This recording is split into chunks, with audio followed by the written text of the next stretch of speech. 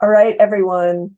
I want to welcome you to our next lecture of Enhancing Wellness. We are so excited to have Brittany Martin with us today. I want to tell you a little bit before we start about this lecture series. We are We've had some technical difficulties, so forgive me. My phone just joined as well. We are a multidisciplinary research group here in Aurora, Colorado. I am Catherine Reed. I am an art therapist, and I manage our creative arts therapy program here at Children's Hospital, Colorado.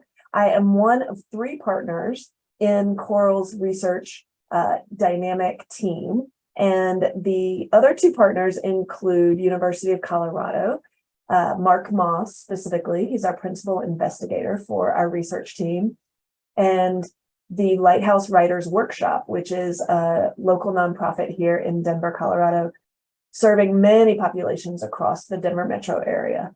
So our 3 entities formed about 5 years ago actually, and wrote a grant proposal for the National Endowment of the Arts, who accepted our proposal and has been funding us ever since to study the effects of creative arts therapy interventions in 12-week blocks on healthcare professionals. And we expanded our study to include anyone who works at a hospital. And really, as you can all imagine, and some of you have experienced yourselves, the healthcare industry has experienced a significant 3 years of struggle and focus to survive, honestly, through our pandemic that we've all experienced. So Coral has become a real essential piece around studying and understanding the effect of art, music, dance therapy, and creative writing on the wellness and resilience of those healthcare professionals and other folks who work at hospitals. So part of our charge as a research lab here in Colorado, as funded by the National Endowment of the Arts, is to really build bridges across the communities of healthcare and the arts. And one of the ways we build those bridges is through this lecture series.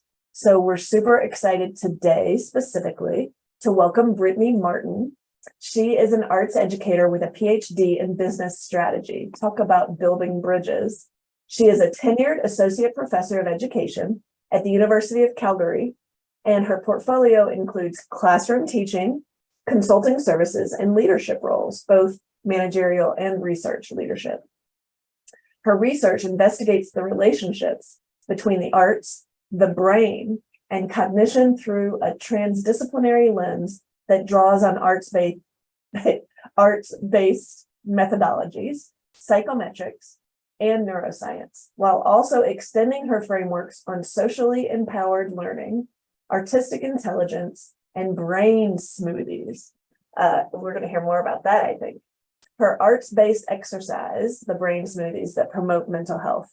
So with all of that, and with my excitement representing our whole Coral interdisciplinary team, I welcome Brittany Martin. She will be speaking for the first about 40 minutes of our time together. And as you watch her speak, please remember that you can ask her questions directly. All you need to do is pop them in the question and answer section of the Zoom link, and I will then ask her those questions during the last section of this time together. So I am done with my role so far. Brittany, thanks so much for joining us. I hand it over to you. Thank you. It's nice to be here. Let me just get my screen shared here. Okay. Let's go. Okay, can you see that all right? Yep, looks good. Amazing. All right. Well, thank you so much, Catherine, and everyone else who's joining us today. I'm really honored to be here as part of this lecture series because of the opportunity that it provides to help establish that bridge between health services and the arts, and most importantly, to help get what I know and others doing work like mine into the hands of our healthcare workers who really need new and better solutions right now, especially when it comes to building capacity in mental health.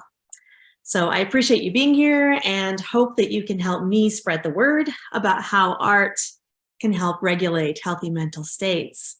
And the most important thing that I want you to take away is this: that you can control your mental states with art. And when I say this, I know that a lot of people assume they know what I mean, or at least what I'm talking about when I say art. So first, let me ask you this. When you hear the word art, what comes to your mind? Maybe it's a famous painting, like Van Gogh's Starry Night or Da Vinci's Mona Lisa. Maybe you remember an art project that you loved or one that you did not love so much. Look at that picture of the child coloring on the wall. It's a familiar image to many. Maybe you recall a childhood memory or art teacher and the feelings associated with that. Or maybe your mind just goes blank and you ask yourself that big question first asked to me by my art philosopher professor: what is art? But the point is, the word art actually means something to everyone. We all have experience with art, but it's varied and it comes with a wide range of emotions, some positive, some negative. So today, whatever that is, whatever art means to you, I'm going to ask you to clear it from your mind and just let it go. Because today, I'm going to give you reasons to think about art differently, probably in a way that you've never thought about it before. So maybe you're asking yourself, well, who is this? Who's this Dr. Britt, this PhD? Is she even a real doctor? Well, I know Catherine kind of summarized my portfolio, but I want to pull it together into the logic of why I'm an expert in this area.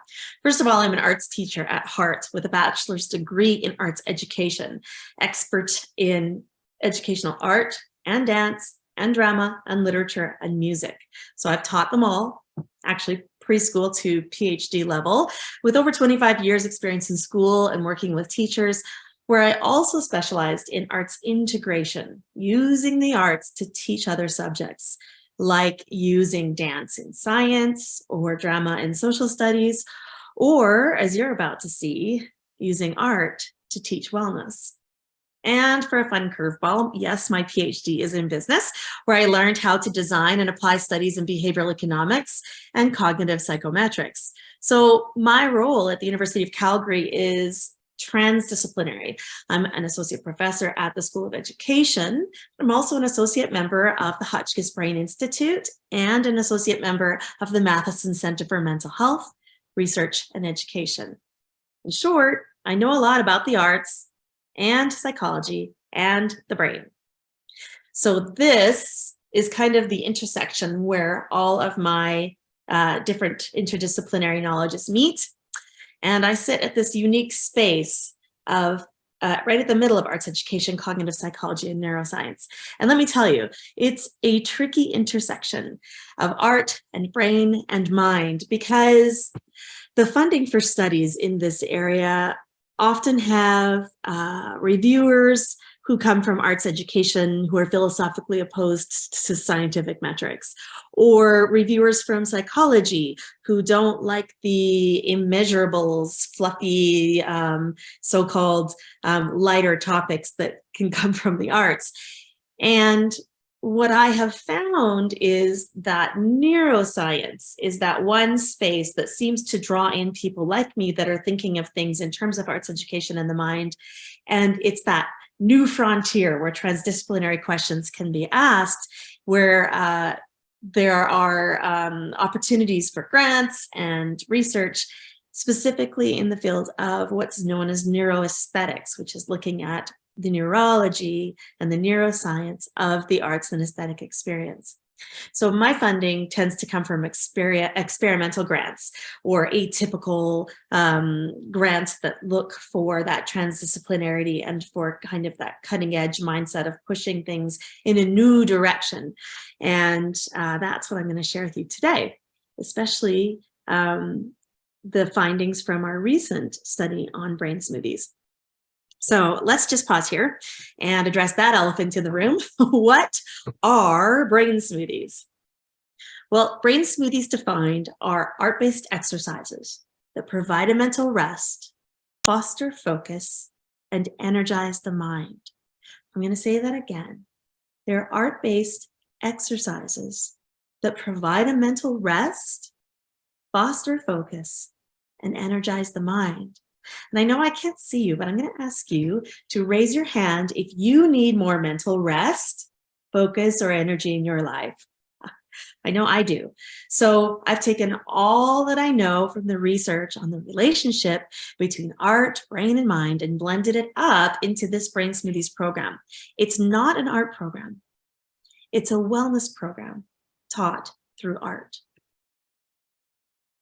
It's important to understand that brain smoothies don't make art. They engage you in artistic process using special materials that leave no trace behind, like crushable clay, wipeable pens, and our water canvas that you can see here on the screen that makes brush strokes of water that look like paint, but then vanish. And each brain smoothie exercise follows the same basic recipe. It's a mind unwind activity that gets you centered and into the present, an art activator, which is a simple pattern or process of visual tactile activity for a set amount of time, and then a discussion to debrief and demystify the experience in a way that you can better understand what is happening in your system, in the relationship between the body, the brain, and the mind. And then each one of them takes about 20 minutes. But rather than try to describe this process, I thought it might be easier to just show you a quick sample of one of the brain smoothies that I facilitated online.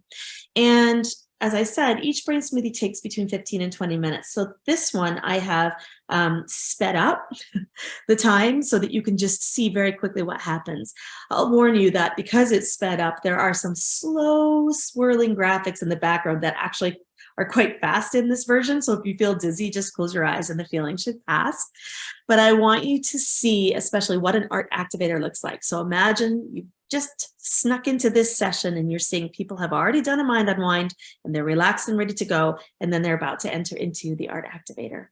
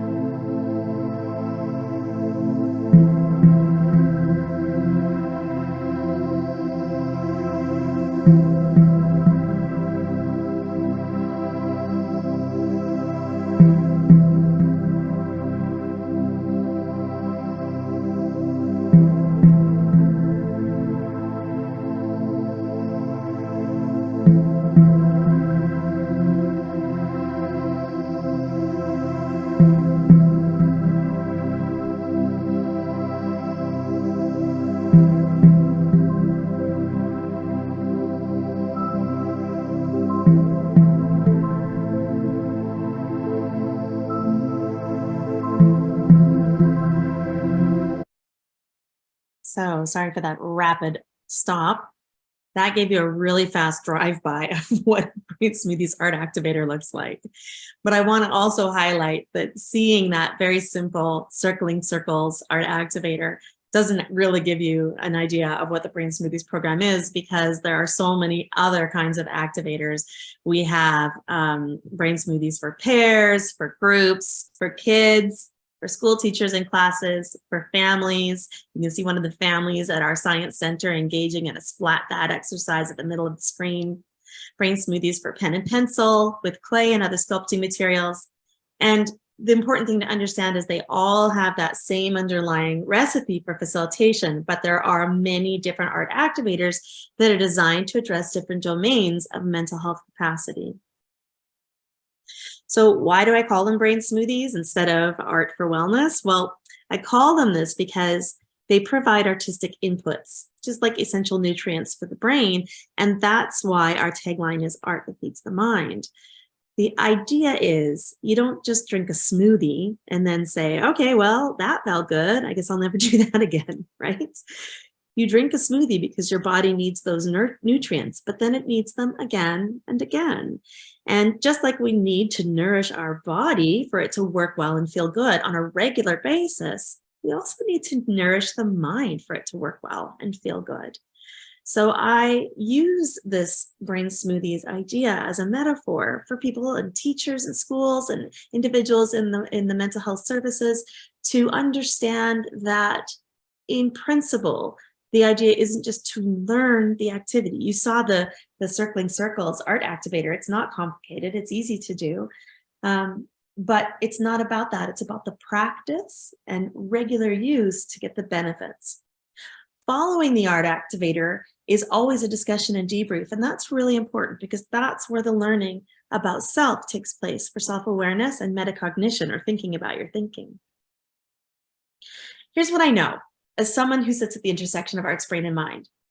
Art making engages different parts of the brain. And my research investigated the idea that visual, tactile, or hand-eye activity like sculpting, drawing, or painting uses the back of the brain for that visual tactile processing. It actually, the cortices where that stuff is processed is back here and along here, but definitely not here. So when this happens, it seems to override the front of the brain. And that is where we do all of our executive planning, fretting, and dreading. So the visual tactile activity gives our executive functioning, which is so dominant in our daily life, a break. And why should you care? Well, we're in a mental health crisis that needs new thinking now. Raise your hand again if you've noticed a big difference in the people's mental health just around you. And keep your hand up if you've noticed that your own wellness has been particularly challenged in ways that you've never experienced before. I mean, thanks, pandemic, right? It's a common theme right now across society, often referred to as the mental health crisis, which pretty much indicates we don't have a handle on it. But it is a crisis because even before the pandemic, by the age of 40, nearly half of the population have been affected by issues in mental health.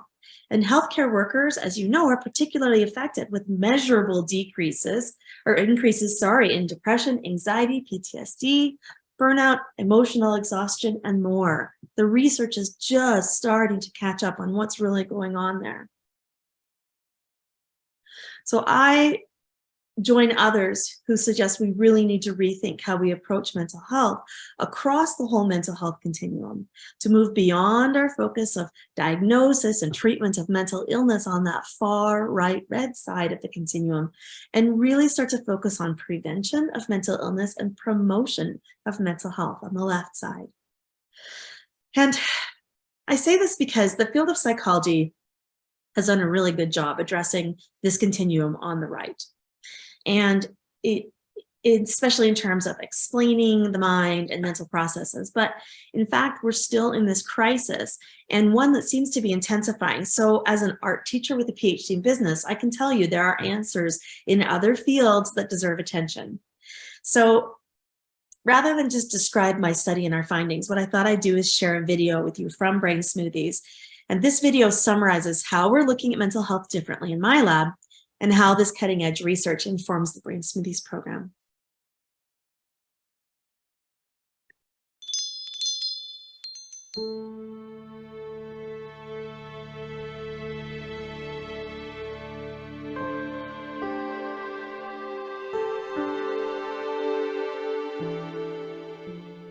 When people hear the word art, they sometimes dismiss it as something that's not for them. Maybe they think it's too hard or requires talent. Maybe they've had a bad experience with art or art teachers that turned them off, or maybe they think art is frivolous, just not that interesting. But here's the thing. Brain Smoothies use art as it's never been used before, and our research-informed instructional design is based on decades of scientific research. So, if you really want to get to know about the relationship between art, brain, and mind, we need to take a moment and explore the science that informs the brain smoothies method. A few decades ago, in research institutions, a scholarly overlap began to occur between the fields of neuroscience, arts education, and psychology. Arts educators have been studying a certain phenomenon that when individuals are engaged in making visual art, they often experience a mental release or shift to a different mode of thinking, originally believed to occur in the right side of the brain.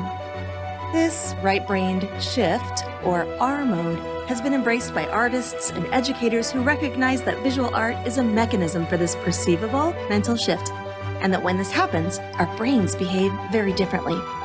We lose track of time.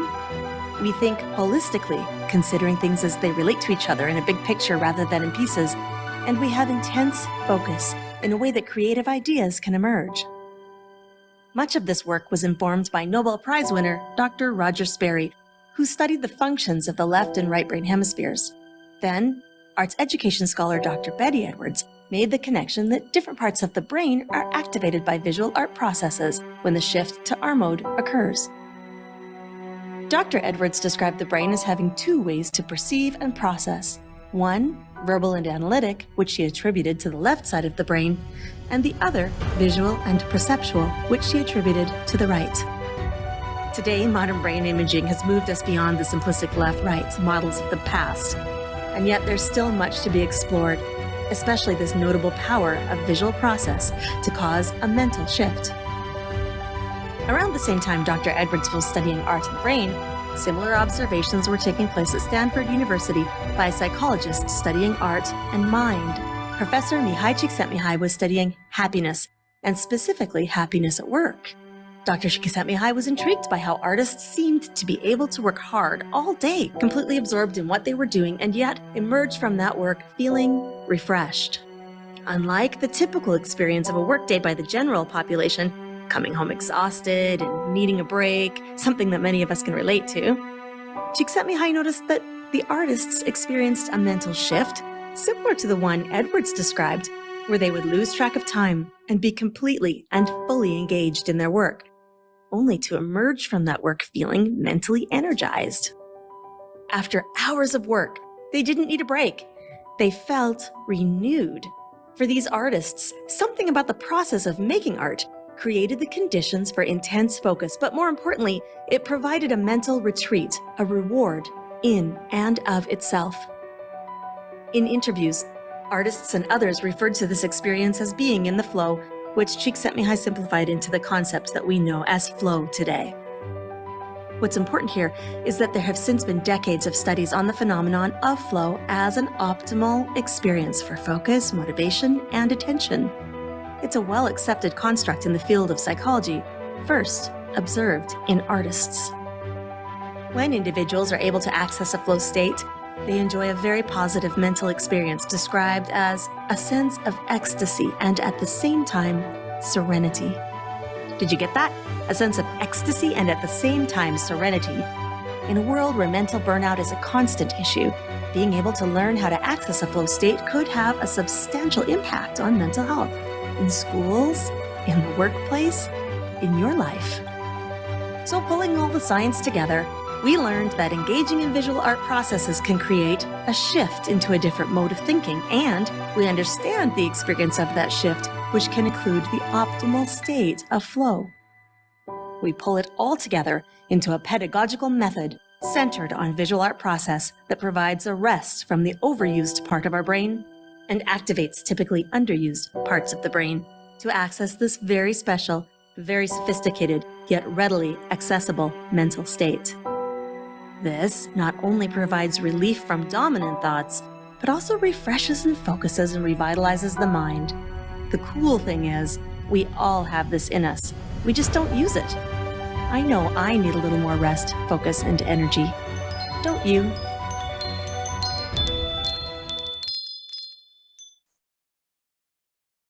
Okay. So let's just let that video sit for a moment in your mind. And ask yourself, what do you think about that?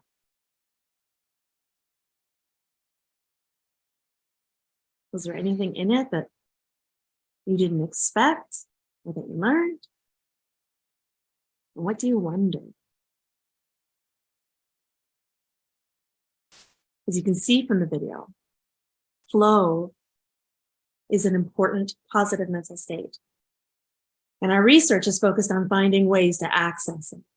So let's review what happens during a flow state.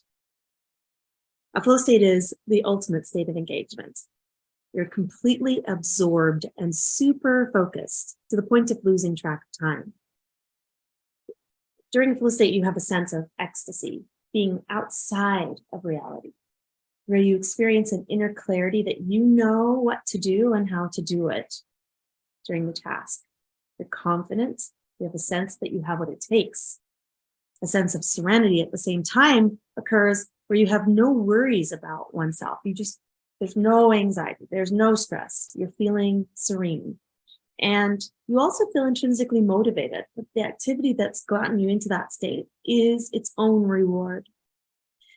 So there's been, decades of research on flow and the flow state. And what we know is that you can experience flow in a variety of other ways. You can experience it through music, you can experience it through dance, maybe walking in nature, and in sports.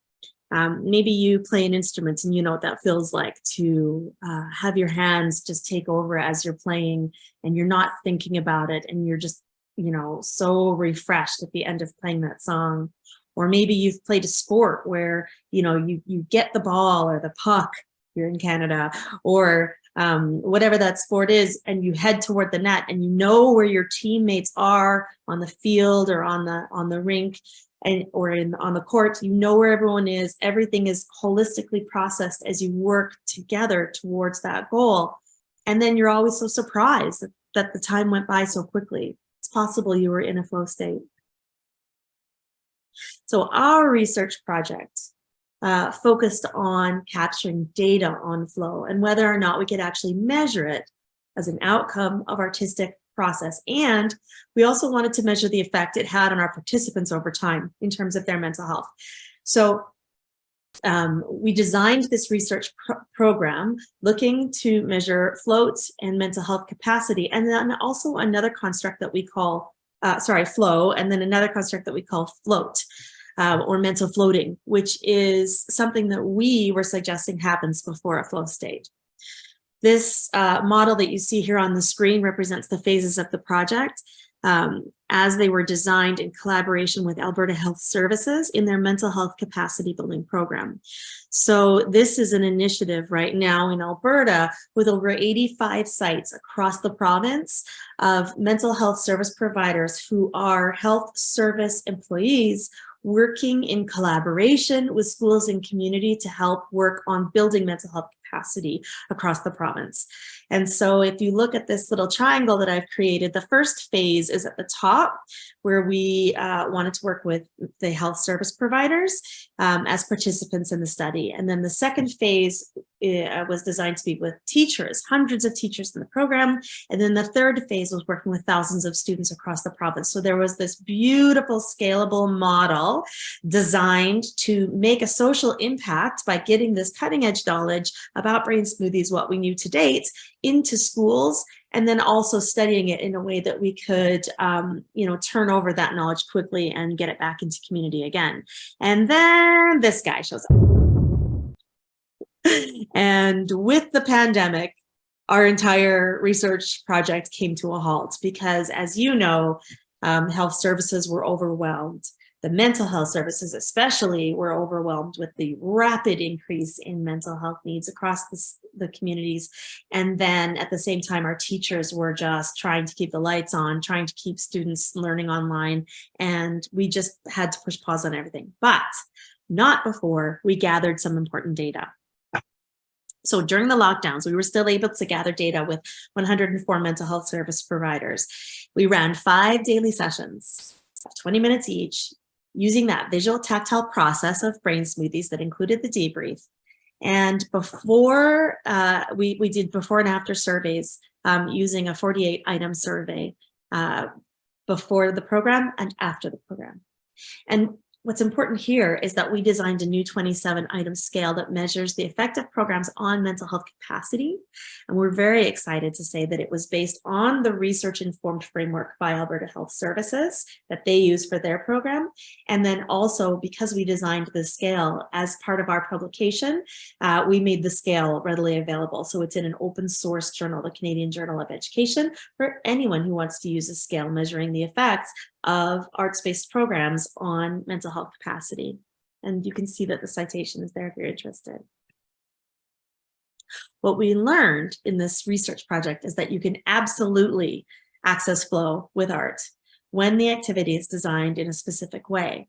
So remember in the video, I talk about how Dr. Csikszentmihalyi knew that artists achieved flow, and he designed this 2x2 matrix. You know, scientists and psychologists, we love the 2x2.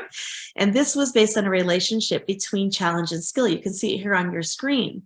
In the middle, you can see all of these different cognitive states. And what Csikszentmihalyi proposed was that when you have the right balance of challenge and skill, you can actually achieve flow. So if you look here, if you have low challenge, not very challenging, and low skill, low challenge, but you're still not very good at it, you can feel apathetic, or you can feel worried or bored. As you work towards a higher level of challenge, but you still have low skill, that's where you start to get worried and have anxiety or have a cognitive arousal scenario. But if you work toward the other, having part of the 2x2, having high skill and high challenge, you get up here into the possibility of entering into a flow state.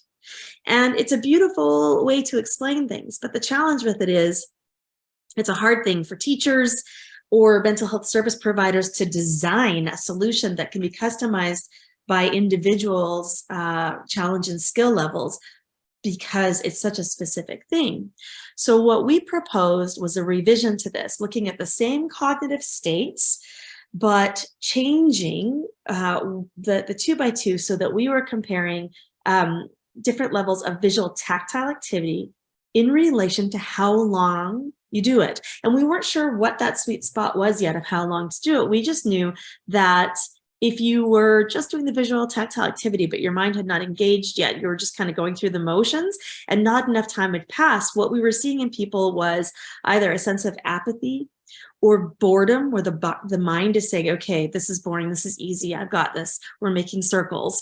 But not enough time had passed for the mind to actively engage, or even worry. You know, I actually had someone doing a brain smoothie exercise, and when I looked at her water canvas, she had actually painted her to-do list on the canvas. So when not enough time has passed and the exercise is still passive, the cognitive states can be down here on the bottom left quadrant of that 2x2. But as more time passes and as the engagement with the canvas shifts into a more active visual tactile activity, what happens is the cognitive state shifts, and we start to see people being relaxed, being cognitively aroused in what's happening, mentally connected to it. A sense of control can start to come in, and then that is where we actually see flow take place. I've observed it hundreds of times. I've seen it many times anecdotally and qualitatively in art classes and in brain smoothie sessions. But we wanted to also see if this is really happening in terms of psychometrics. So what we actually found through this research study was that there absolutely was a statistically significant increase in flow in our participants. We also saw float, or mental floating, which is a cognitive state right before flow, where you experience that cognitive struggle of trying to decide whether or not you're going to really engage in the process. And that is really the secret to why this works, because if you're willing to stick with it and keep your eyes on the canvas and keep your hands moving, there is something about that visual tactile relationship with time that just automatically triggers this flow state. And overall, from the pre-post surveys, we also found a statistically significant increase in individuals' mental health capacity. And this, I have to say, was a surprise for us because we were working with mental health professionals who worked for health services. So there are already people who know quite a bit about mental health, but their numbers jumped up in a significant way, which told us we are absolutely on the right track. The tables here, for those of you who like the science behind this, show the means and standard deviations of what was happening in those metrics. But the second table at the bottom is what I'm really excited about because it shows the reliability of our scales. And those are really good scores, meaning they're kind of like getting A's and A pluses, showing us that these scales were behaving reliable across the sample. And of course, because of the pandemic, our sample was not large enough for it to be statistically generalizable. We need to do more, and we're right in the middle of building and growing that research. Another thing I wanted to share with you today is what the domains of our mental health capacity scale look like. So you can see that here on the left side. It's got those reliabilities reported again, but we were looking at the effect not just on an overall wellness, but we were looking at an intellectual cognitive subscale, a psychological emotional subscale, a social subscale, a physical subscale, and a behavioral subscale. So all of those domains are baked into these brain smoothies processes, and all of those domains were where we saw increase when we looked at the overall increase for mental health capacity. And that scale, all of those items come from this research-informed framework that's been adopted in the province of Alberta by we have one health service. Remember, in Canada, we are public healthcare, right? So we have one health service agency that's the government health services for the entire province. And this same framework has been adopted by Saskatchewan, which is our neighboring province. So that little circle on the map shows you where Alberta and Saskatchewan are and kind of the scope of where we have the opportunity to continue gathering data.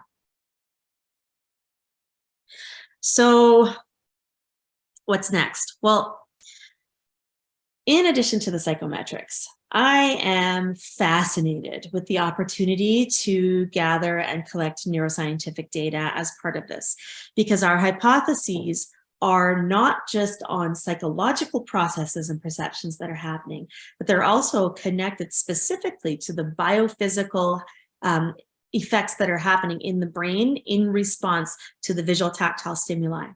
So we're in the middle of a new study at the Hotchkiss Brain Institute using functional near-infrared spectroscopy, or FNIRS, and electrocardiography, or EEG. And our preliminary findings are very encouraging.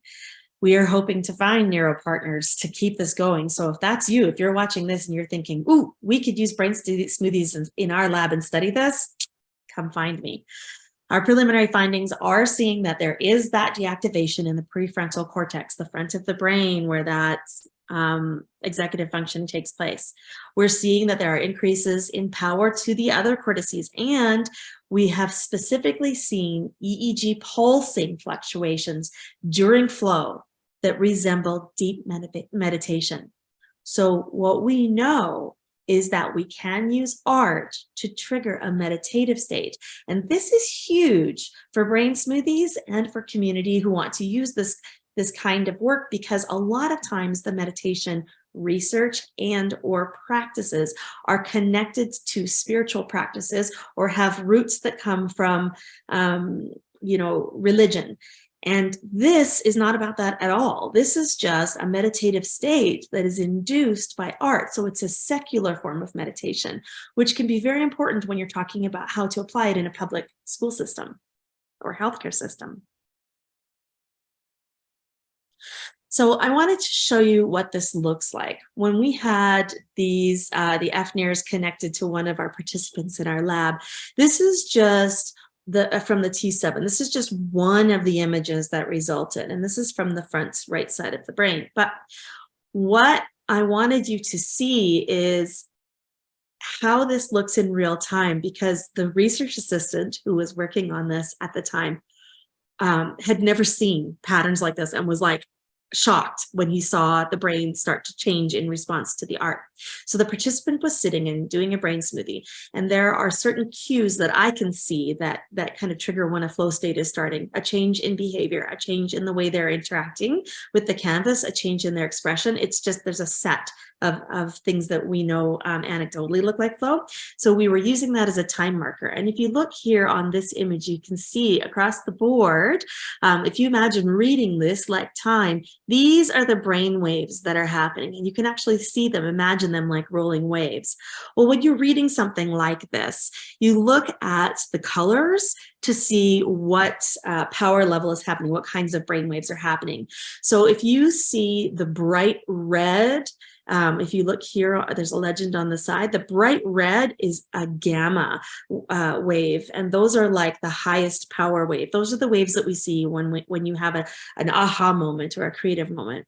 And then across this legend, if you go down to the bottom, the deep blue is low power. Those are theta waves. And then in between, you've got your alpha and your beta, which are kind of your normal waking states. But what we were seeing happening here now, if you go back and look at the image, is we were seeing a drop down into blue, and then a spike up towards gamma, and then a drop into blue, and then a spike up again and a drop.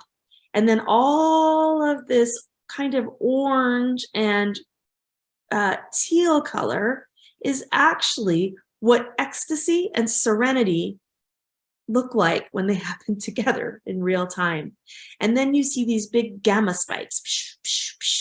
So there was definitely something very different happening in this brain that looks like flow and also resembles what we've seen in meditation studies. That's really exciting for us at our Workland School of Education. And we are in the middle of continuing that work, hoping to expand our sample size, and also hoping to capture more imagery like this to see what's really going on in there.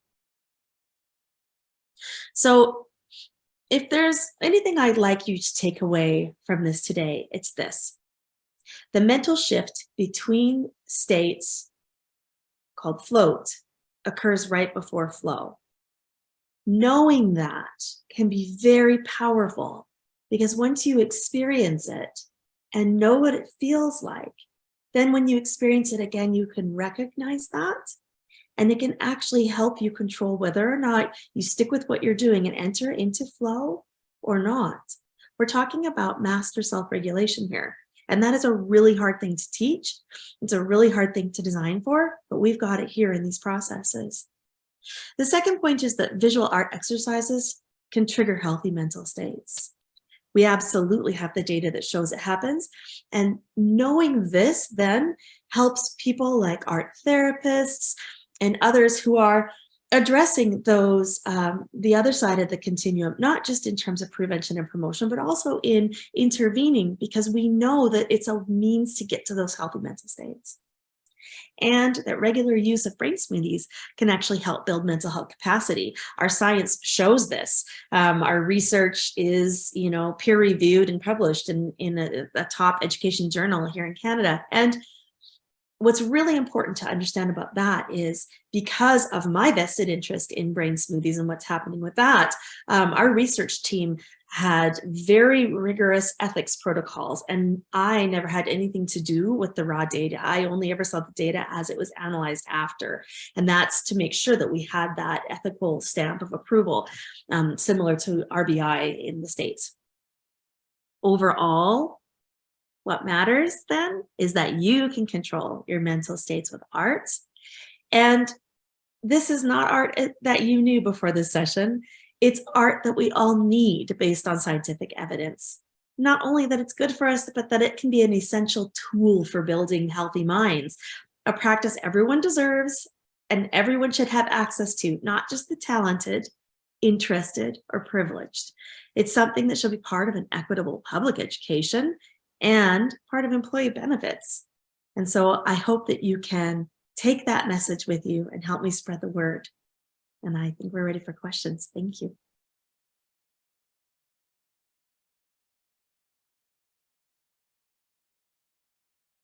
Brittany, thank you. We are flooded with questions. I think your lecture is both stimulating and exciting to so many people, including myself. I knew that would be so after our first preparation conversation, because your work really does sit at the intersection of so many different communities. And the artists are excited to hear the science, and the scientists hopefully are excited to really hear how art works on a biological basis. So I'm going to try to ask these questions one by one. And I realize that we only have about 14 minutes. We might do all right.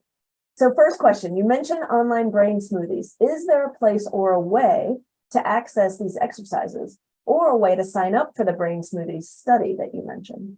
Oh, that's a great question. Yeah, so I have just finished building, in all my spare time, a website that is brainsmoothies.com, and am trying to design ways to provide these art supplies in affordable ways, because that's really important. One of the barriers to arts integrated solutions is often the cost of art supplies, which is why we designed this in a way that you don't need paint. So you don't have to, why we're painting with water, why things are crushable and wipeable and reusable. So the brainsmoothies.com website is there, and we are rolling out new programming this fall.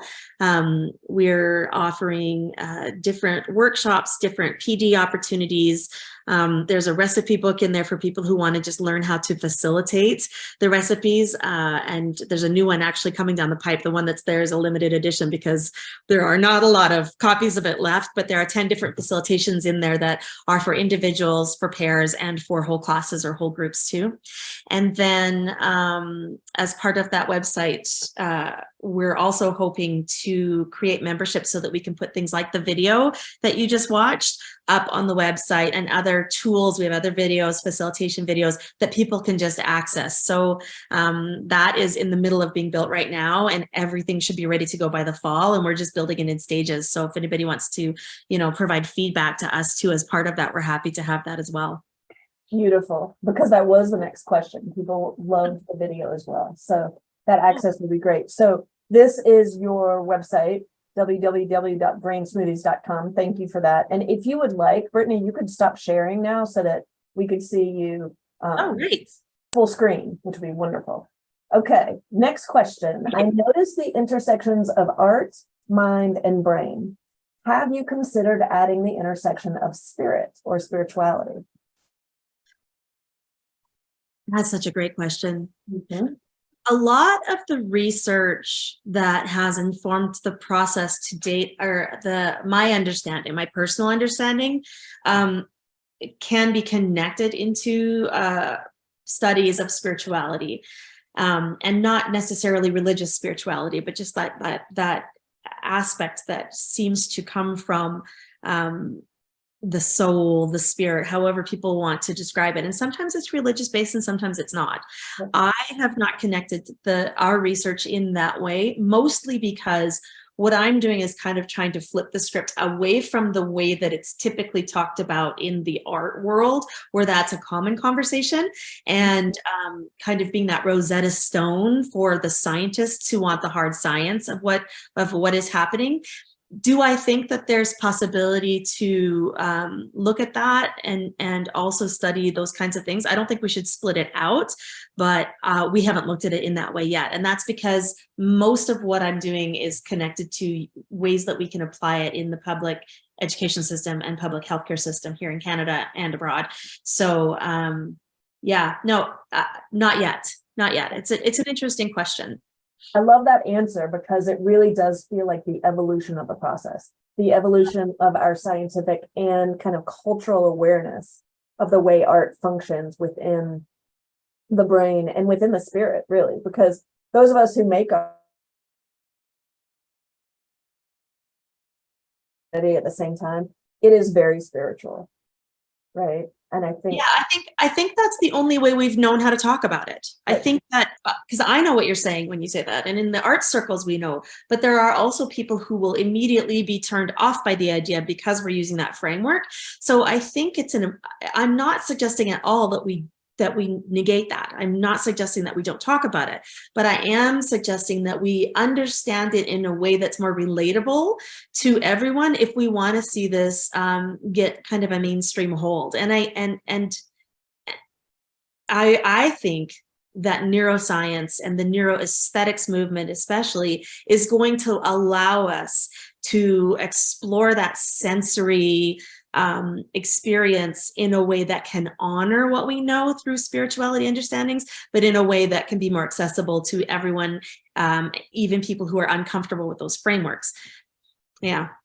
I appreciate that. I mean, I work at, one of the largest children's hospitals in the country, and as much as the executives have embraced art therapy and my program and choral even, there is still that hesitation to move beyond, kind of that fluffy, helpful feeling. And so every bit of data is valuable. That's why this is so exciting.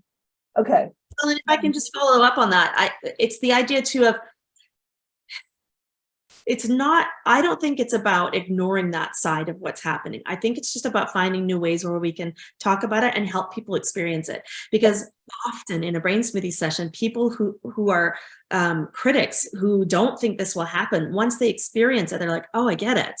But because there's that baggage that comes with previous understandings of what spirituality is, I think if we can find a new lens or a different way to talk about it so that people are willing to approach it, then there can be that common understanding. And maybe at the end of that, we still talk about it in terms of spirituality, because we also know that there's been an unfortunate stripping of that away from a lot of our society in a way that may be contributing to this mental health crisis that we're in.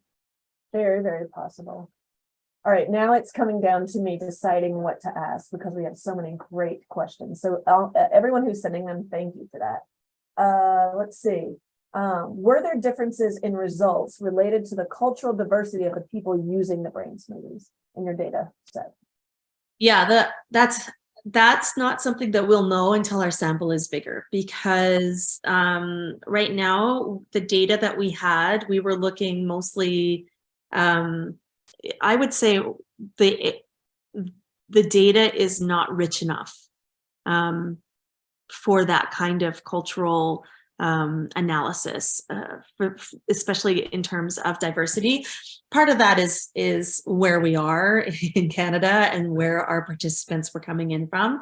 And so I think it's a really important question. And I think that as our sample gets bigger and more representative, I think that we definitely want to know that, but we don't have the answer yet. Okay. So this one comes in from a student, and he asks, or she, I'm not sure which, what do you think is the next step for someone in undergrad that's curious about integration of the arts, especially music? This person is interested in the artistic and psychological side and struggling on which path to go down for education. Oh, I mean, if you look at my career, I am not the person to say pick a side, right? I'd say do both. Stay obsessed with both. For arts integration, when you're talking about using music as a way of understanding other things, what really matters is how that music can be a form of representation of thought, and how it can also be a process, especially if you're doing notation or graphic notation, or if you're composing. The processes of that, the cognitive processes of that, are really where the deep thinking in connection to other subject areas takes place. So if you imagine, you're writing a song about scientific concepts, it's actually going through the process of the composition and thinking about things like, let's say we're learning about bugs, and we're learning about, let's learn about predators and prey in science. So you've got your big, deep sounds, and you've got your light, gentle sounds, and you've got your fearful sounds, and you've got your not so fearful, hiding sounds, slithering sounds. It's the conversations that you have and the demonstration through the music that actually reinforces the learning and thinking that's taking place. So understanding the cognition that happens in those arts is really important if you want to integrate them. You're very good at these succinct, very comprehensive answers. So thank you for that, Brittany. Thank you. Yes. Do you provide training for those of us who might want to provide brain smoothies in our own settings? Yes, that's one of the things that we are offering on that brainsmoothies.com. So we are very, very close to having modules finished for that. I've been doing them live here with the Alberta Health Services initiative that we had with the mental health capacity building program, and then also with teachers. So one of the challenges for me has been scaling up and out, because there's only me and even the people that I'm teaching, it's still limited to people, humans in a space. And so until we can get to that place where we have that happening all over the world, I'm designing online modules where people can learn it. And it has videos very similar to the video that you saw, but then there are others. And then it also embeds opportunities to do brain smoothies as part of the training. So like I've had people, part of the process when they register is we send out the materials. So they're doing actual brain smoothies at home physically as part of the training. And the beauty of that is, because of the way brain smoothies are designed to provide that rest, focus, and energy, people come out of the professional development settings and sessions saying, I feel so like light and relieved, which never happens in any other professional development setting. So it's actually got that wellness kind of baked into it, which is fun. Yeah, if you want to send me notes. It's so interesting when I think about the your 2 and 2 scale, right? And the idea of finding that sweet spot in terms of duration, because it sounds like it's 20 minutes, right? That you found is the right amount of time. What's interesting about that is in our choral work, when I'm facilitating these sessions, they're 1.5 hour long sessions, and the art making itself is about 30 minutes. And I do feel like that's a real sweet spot in terms of letting people experience the benefits of just creating. Yeah. So what we found is it's about 15 minutes for the art activator itself. Okay. That's what it takes to get into a flow state. Like, I would say it usually happens, people are different, right? Everyone's different, but it usually happens between 11 minutes and 15 minutes, depending on the person. Visual artists drop into flow like that. They're just so used to doing it. They know how to do it. I think it's actually a lot of their self-therapy, really, because they're so good at it. But in a full brain smoothie is 20 minutes, because we use that little just mind and mind to kind of shake off the day and get into the present. And then having that debrief at the end really matters, where you ask yourself, like, what did you notice? What did you wonder? What did you experience as part of that process? That is where the mental health capacity building really comes in, because people will say things like, I felt really anxious and I didn't like it at all. And I will say, well, no one said this is supposed to be likable. And that's a real misperception with the arts, that it's supposed to just be fun and enjoyable, or we don't do it. Well, a lot of people who don't do it because they don't find it fun and enjoyable. Let's analyze that. Let's look at why it doesn't feel good. Let's look at how we can understand that if we stick with it a little longer, maybe it does feel good. So but just to get into flow, then of course we disrupt it at the end of that 20 minutes. Other people would prefer to stay in it much longer, but we can't spend our whole day in flow or we wouldn't get anything else done. So there's that. Well, that being said, that was a beautiful culmination. Brittany, thank you so much for this time that we got to spend together. Thank you to all of our listeners who asked questions. I want to let everyone know that we do have our final lecture coming up next month. Her name is Gayla Elliott, and Gayla is an art therapist right here on the Anschutz campus in Aurora, Colorado. She has a long career of working in the field of trauma recovery. She is part of the Marcus Institute for Brain Health, and she takes an eclectic approach to art therapy, incorporating mindfulness-based, insight-oriented, and experiential techniques to help tap into creative resources, enhancing and promoting healing for body, mind, and spirit. And that will be 1 month from today in June. I believe it's the 19th, and will be moderated by our very own Tisha Adams, our doctorate level art therapist and manager here at the Children's Hospital of Colorado. Brittany, thank you. Thank you. I really hope that our paths cross very soon in the future. I think our research is so complementary of each other. And I appreciate everyone who's with us today. Have a beautiful weekend wherever you are. Thank you. Bye-bye.